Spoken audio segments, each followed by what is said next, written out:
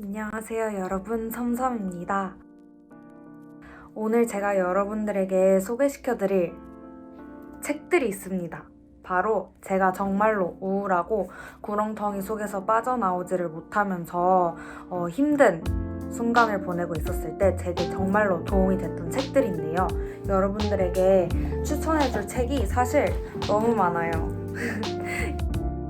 여기에 다 이렇게 담겨 있거든요, 지금. 오늘은 딱 3권. 첫 번째 책으로는요, 나는 내가 왜 살아야 하는지 몰랐습니다. 고요 작가님께서 지으신 책인데 제가 여러분들에게 여기다가 띄워드릴게요. 20년간 우울증과 동행해온 사람의 치유 여정이 담긴 책이고요. 육체적 고통과 마음의 고통을 모두 겪어본 사람만이 들려줄 수 있는 우울증에 관한 가장 솔직한 이야기 라고 이렇게 적혀 있는데요.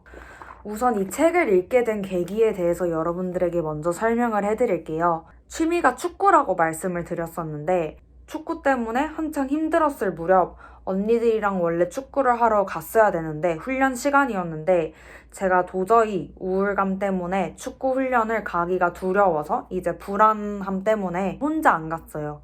그냥 그날따라 발길이 동네 서점으로 향했어요. 감정을 자극하는 책의 제목들이 참 많더라고요. 나는 내가 왜 살아야 하는지 몰랐습니다 라는 책 제목을 봤을 때 그때 당시 딱 제 심정. 저는 제가 왜 살아야 되는지를 모르는데 살 수밖에 없으니까 죽지 못해서 사는 기분이었기 때문에 이거는 정말로 읽어보고 싶다. 제목도 딱 저의 그때 당시 상태였고 첫 장을 폈는데 이렇게 제가 읽어드릴게요. 첫 장만. 매일 죽고 싶던 내가 오늘도 자살을 생각한 너에게 안녕? 오늘도 울었니? 우는 거 누가 들을까봐 손으로 입 틀어막고 조용히 눈물만 흘리진 않았니? 오늘도 죽고 싶었니? 불의의 사고가 일어나길 바라고 또 바라진 않았니? 괜히 창문 밖으로 몸만 내밀어보고 목매일 끈 위치 가늠만 해보는 죽을 용기도 없는 내가 싫지는 않았니?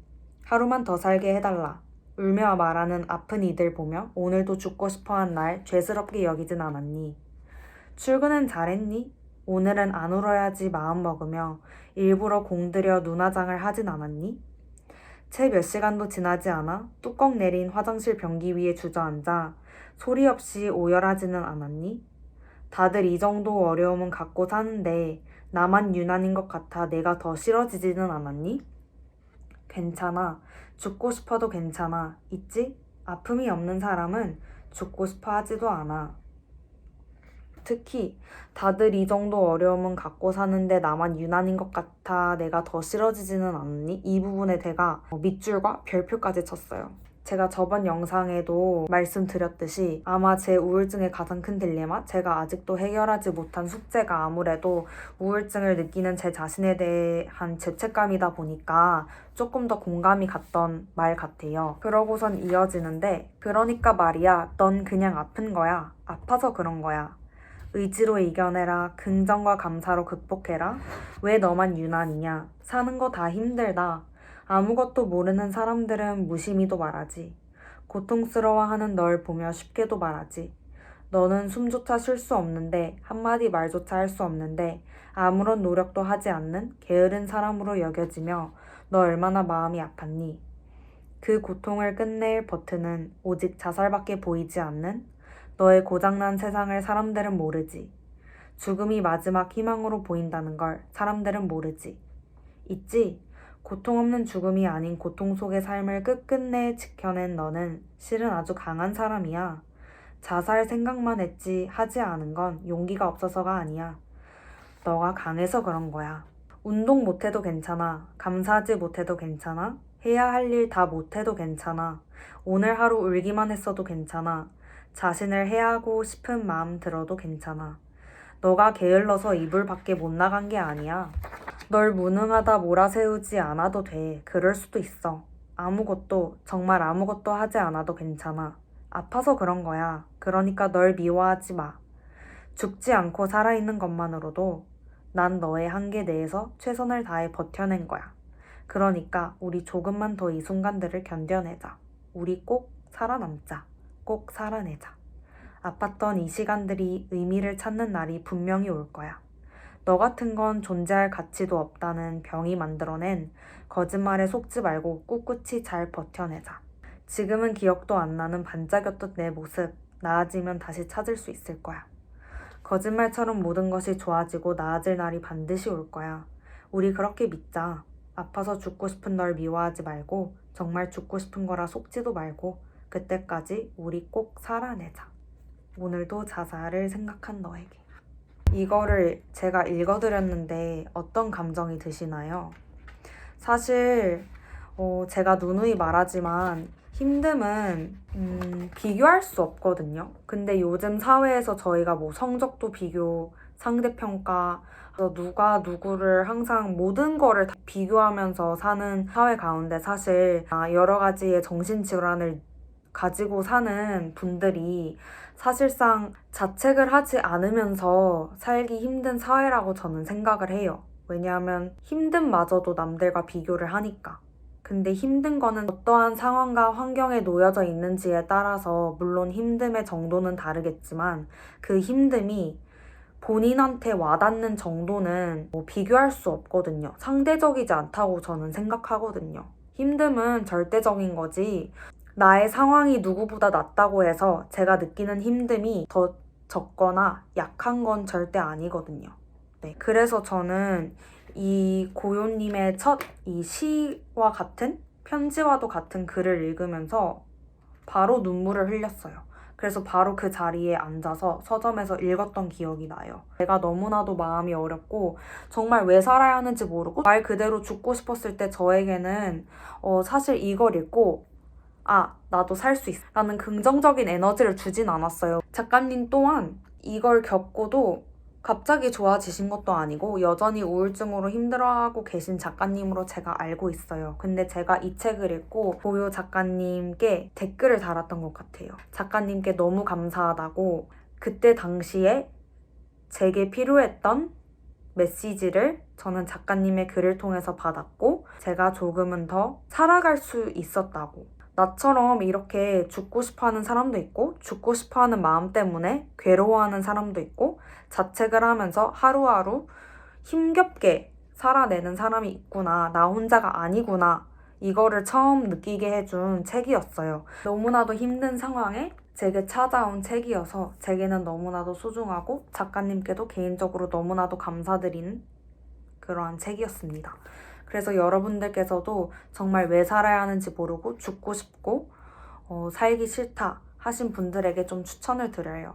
이 책을 통해서 갑자기 살아낼 수 있다는 용기나 희망이 생기지는 않겠지만 그래도 분명 작가님의 이야기를 통해서 하루하루를 죽지 못해 살아가는 사람들에게 살아갈 수 있는 아주 작은 힘을 주는 책인 것 같습니다. 되게 솔직히 적어주셔서 저는 정말 너무 좋았던 것 같아요. 이게 사실 살기 싫어하는 저희의 마음이 쉽게 고백해지지도 않고 이게 뭐 떳떳한 마음이라고 하기도 참 어렵잖아요. 근데 작가님께서 용기 내주셔서 필터링 없이 그러한 우울한 마음들을 글로 잘 표현해 주셔서 조금 더 용기를 얻을 수 있는 그런 책이었답니다.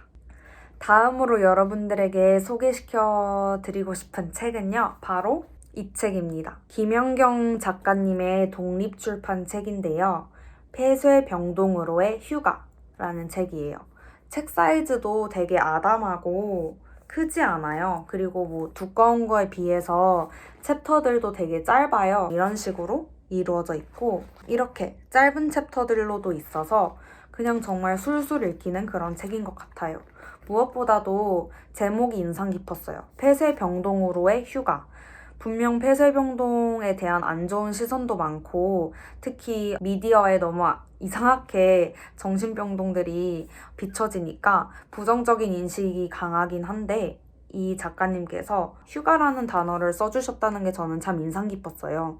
사실 제가 많이 힘들 때 이번 고민도 많이 하고 이번에 대해서 너무나도 뭔가를 몰라서 두려운 마음도 크고 그냥 제가 우울증에 관련한 유튜브를 많이 검색을 하다 보니까 우연히 우울증에 관한 다큐멘터리를 접하게 됐는데 거기에서 김연경 작가님이 출연을 하셨거든요. 그래서 작가님에 대해서 처음 알게 됐고 이 책을 처음 읽게 된 후에 작가님의 글이 좋아서 다른 책들도 구매해서 읽었고 독립출판에 대해서 관심을 가지게 돼서 본격적으로 이제 책방들과 독립서점들 그리고 독립출판 수업도 김연경 작가님께 제가 들었어요. 작가님의 다른 책들 또한 다음 영상에서 북 리뷰 형식으로 제가 한번 소개해 드리려고 해요.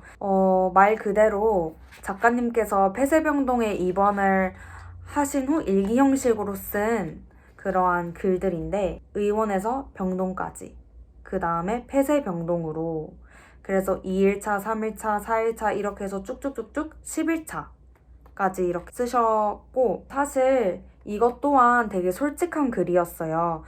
작가님께서 알코올 의존증 그리고 중독 그리고 우울증으로 많이 힘들어 하시고 계셨던 거를 제가 기억을 하는데 이 책에 그 모든 게 다 솔직하게 담겨져 있고 말 그대로 작가님께서 힘들어 하셨던 그러한 정신적인 질환에 대한 짧은 설명들과 함께 작가님께서 폐쇄병동으로 입원하기까지의 그러한 과정들까지도 나와 있고 폐쇄병동 안에서 받았던 치료, 느꼈던 감정들, 만났던 사람들 이렇게 나오면서 되게 사실적으로 모든 거를 다 일기 형식으로 쓰셨는데 저희가 사실 폐쇄병동에 들어가셨던 분들에 대한 이야기를 접하기 어렵잖아요.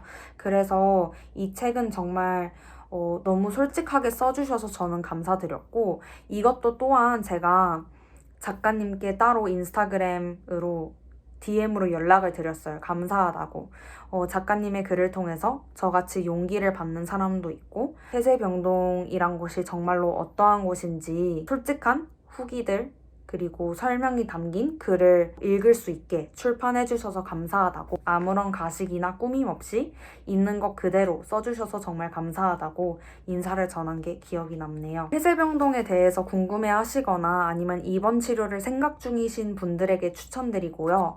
그거 말고도 그냥 알코올 의존증이 있으시거나 우울증 또는 그냥 어떠한 정신질환을 가지고 있는 분들께서 읽으시면 아주 좋은 책인 것 같아요. 앞에 소개해드렸던 이 둘 다 너무나도 솔직하게 써주셔서 저는 위로가 됐거든요. 그러한 꾸밈 없는 솔직함이 저희 사회에서는 접하기 정말 힘들거든요. 저조차도 9년 동안 우울증을 알아왔지만 아무한테도 얘기를 안 하고 뭐 부모님, 가족, 친구들에게도 얘기를 안 한 채 그냥 혼자 끙끙 앓고 살아왔던 사람으로서 이렇게 책으로 출판되기까지 얼마나 힘드셨을지 가늠도 안 되지만 이 어려운 일을 해내주셨음에 저는 너무나도 감사했어요. 제가 여러분들에게 소개시켜드리고 싶은 마지막 우울증 추천 책은요. 바로 제가 지금 자취방에 있어가지고 본가의 책이 있기 때문에 여기 띄워드릴게요. 한혜성 원장님의 사랑하는 내 딸 애썼다 라는 책입니다. 네, 이 책은 한혜성 원장님께서 실제로 정신과 병원을 운영하고 계시는 원장님이신데 제가 어떻게 읽게 됐냐면 제가 아는 언니가 병원을 추천을 해주셨어요. 근데 거기가 기독교 상담을 하는 병원이었는데 제가 기독교거든요. 너무나도 궁금해서 이제 유튜브로 영상을 찾아봤는데 한혜성 원장님께서 여러 인터뷰에 나오셨더라고요. 그래서 제가 한혜성 원장님의 그러한 강연과 인터뷰 영상을 찾아보다가 너무나도 궁금해서 곧바로 겟했습니다. 이 책이 저에게 정말 마음에 인상 깊었던 이유는 사실 종교와 상관없이 저는 여러분들에게 추천해주고 싶어서 이 영상에 소개시켜 드리려고 해요. 이 책의 특징은 우선 기독교이든 비기독교이든 정신과 의원의 원장님 시선으로 바라보는 우울증이란 어떠한 질병인가에 대해서 알 수 있는 그러한 책이어서 되게 인상 깊었는데 겪으신 환자들, 마주해보신 환자들에 관한 그러한 기록들을 통해서 처음으로 소개시켜드렸던 두 책은 실제로 정신적 어려움을 겪고 계신 작가님들께서 쓰신 책이라면 이번 책은 정신과 의사 선생님께서 쓰신 책이다 보니까 뭔가 저희가 느끼는 그러한 죄책감과 자책의 이유를 조금 더 덜어줄 수 있는 그러한 책이었던 것 같아요.